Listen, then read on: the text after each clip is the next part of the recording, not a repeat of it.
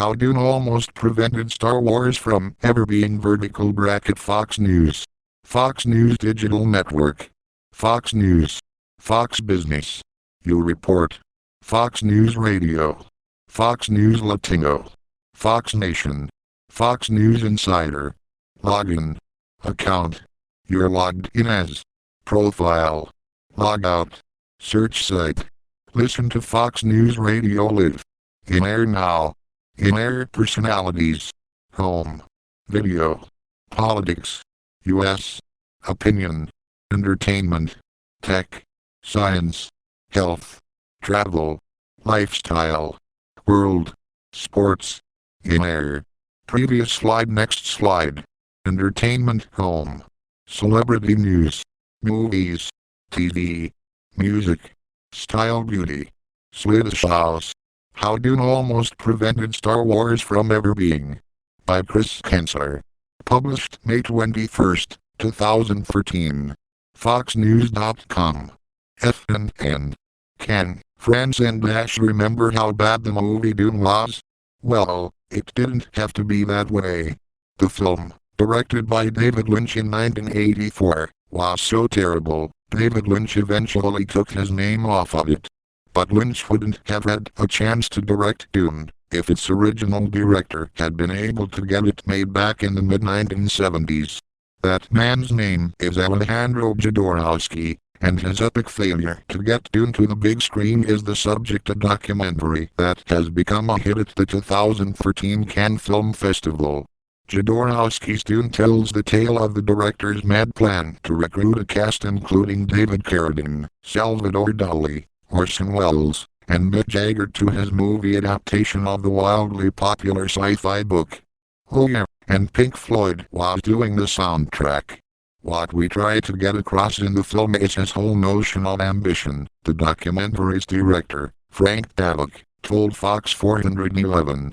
Jodorowsky said, "It's so incredible to be alive and to be here on planet Earth. Why wouldn't you have ambition? You need to try point." And try he did. Over the course of 2 years, besides the diverse luminaries listed above, Jodorowsky assembled a team of artists and designers that could make his science fiction vision a reality. Pros including artists H.R. Giger, Mobius, and Dan Foss, and screenwriter Dan O'Bannon. They proceeded to create a screenplay for Dune like none that had ever been seen, over a foot thick, full of paintings and precise camera angles. And then Jodorowsky shot it to the studios. And every single one of them said, "No way." Jodorowsky was too weird. His previous movies, El Topo and Top of the Mountain, were not commercial enough. Heck, they weren't commercial at all. The screenplay was amazing, but studios were perhaps rightly afraid of a move that cost $15 million and could run as long as 10 hours. Shattered, Jodorowsky left filmmaking and focused on comic books and graphic novels. But the ripples created by his Herculean Dune attempt are still impressive.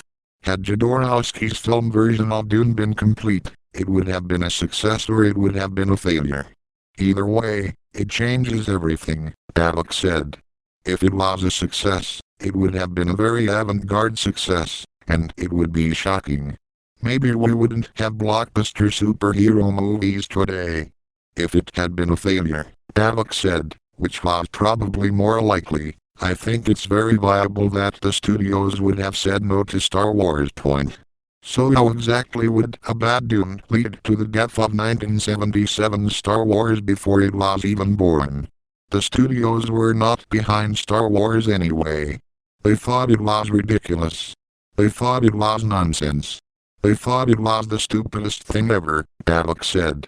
They were really not behind science fiction at all. There was 2001 and then there were B-movies. Nothing in between. So, if Dune had failed before Star Wars had been given the green light, Davok said the studios would have pulled the trigger in Darth Vader and others. Another side effect of Jodorowsky's failed quest? The future films made by the team he assembled. Mobius and Dan O'Bannon meet on Dune, Davok said of the artist and screenwriter. Mobius and Dan O'Bannon go on to create a comic book called The Long Tomorrow.